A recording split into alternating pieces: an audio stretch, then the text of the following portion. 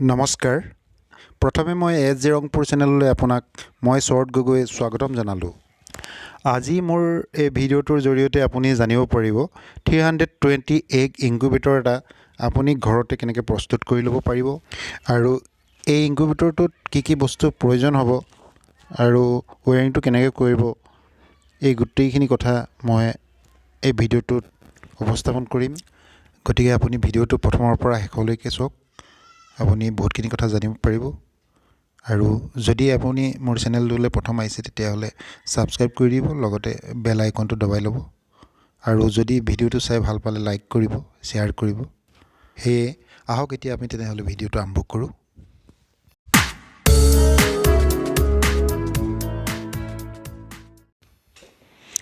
এটোৱে হৈছে 320 egg incubator আৰু প্ৰথমে আপোনাক বাহিৰৰ লুকটো দেখুৱাই লৈছোঁ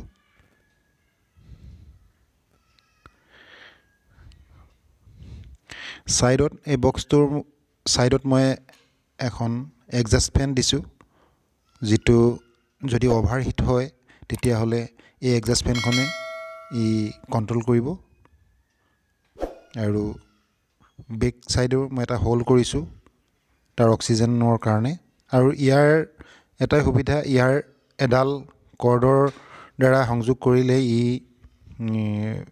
মেচিনটো ৰানিং হ'ব আৰু এই কৰ্ডডাল এনে ধৰণৰ 3 পিনৰ কৰ্ড হয় এনে ধৰণৰ কৰ্ড দিলে সাধাৰণতে আমি খোলা মেলা কৰিবলৈ সহজ হয় আৰু ইয়াৰ পিছতে মই এই বক্সটো কেনেকৈ কিমান বহল কিমান দীঘল ওখ কিমান তাৰ বিষয়ে মই আপোনাক জনাইছোঁ ইয়াৰ দীঘলটো হৈছে 29 ইঞ্চি আৰু ইয়াৰ ট্ৰেবিলাকৰ জোখটো অলপ বেলেগ মই পিছত আপোনাক জোখটো দেখুৱাই আছোঁ বহলে 19 ইঞ্চি আৰু ওখ ই 26 ইঞ্চি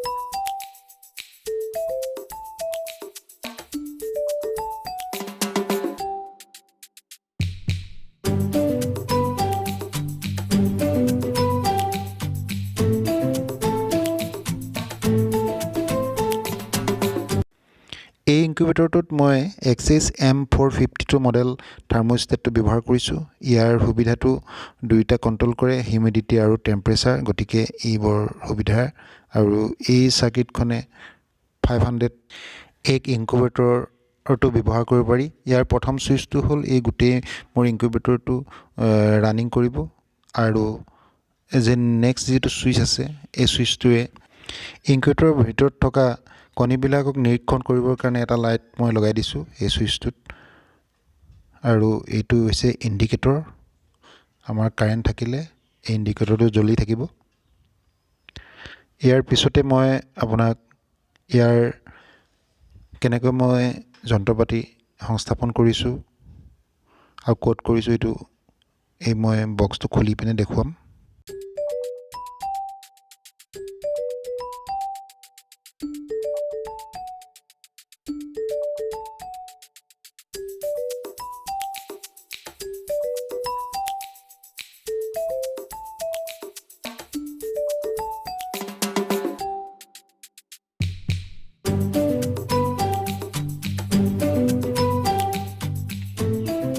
এনেধৰণে কৰিছোঁ ইয়াত মই এখন সুইচ বৰ্ড দি দিছোঁ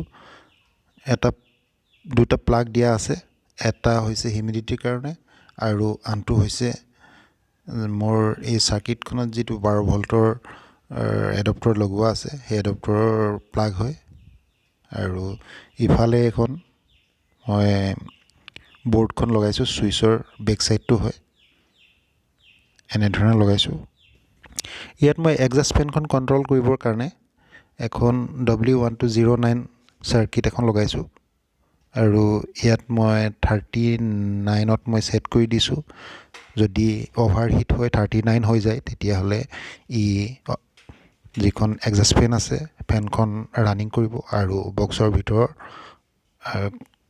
ইকুৱেল কৰি ৰাখিব তাৰ পিছত ভিতৰটো মই আপোনাক দেখুৱাইছোঁ।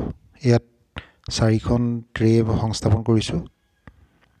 ট্ৰেবিলাকত মই ষ্টীলৰ জালি লগাইছোঁ আৰু এই বক্সটো 19 mm প্লাইবোৰ্ড লগাইছোঁ যদিও তাৰ ওপৰত মই থাৰ্মোকল দিছোঁ আৰু এলুমিনিয়ামৰ ফইল লগাই দিছোঁ যাতে তাপটো কণ্ট্ৰল হয়। এই 4খন ট্ৰেত মই এখন ট্ৰেত 88 ধৰাৰ জোখত বনাইছোঁ আৰু 4খন ট্ৰেত হ'ব 328।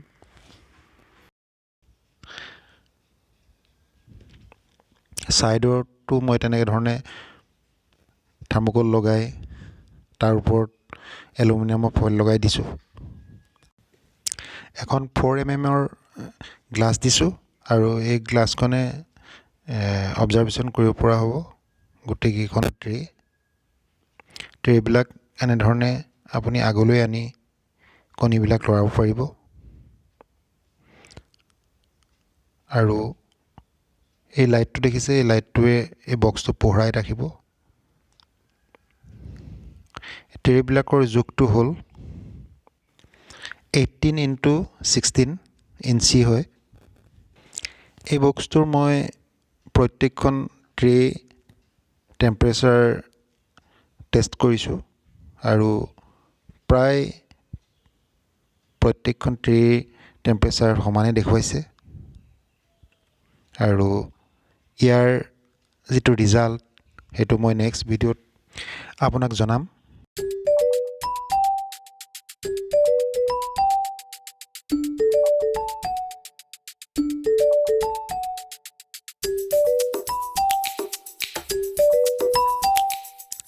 এতিয়া মই ছাইডৰ ফালে আপোনাক দেখুৱাইছোঁ। ইয়াত মই 3টা বাল্ব লগাইছোঁ। আপুনি 2টাও লগাব পাৰে, জাৰৰ দিনত বিশেষকৈ বেছি হিটৰ প্ৰয়োজন হয়, গতিকে 3টা অপশ্যন ৰাখিছোঁ।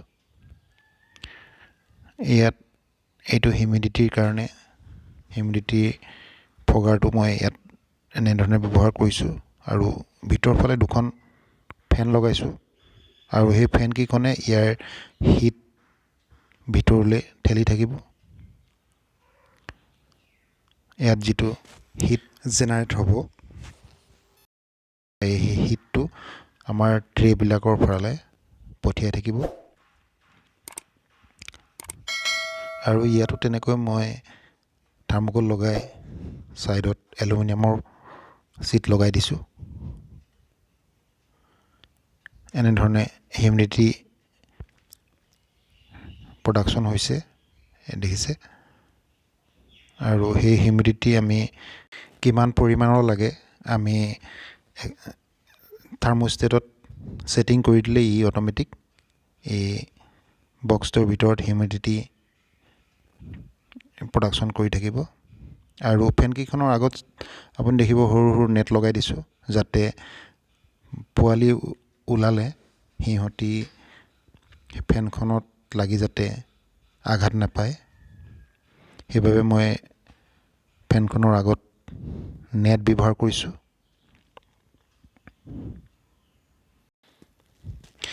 এই ইনকিউবেটৰটো যদিও মেনুৱেল কিন্তু 90% ইয়াৰ কামবিলাক অট'মেটিক। খালি আপুনি কণীবিলাক হাতৰে লৰাই থাকিব লাগিব আৰু কণীবিলাক প্ৰত্যেকটো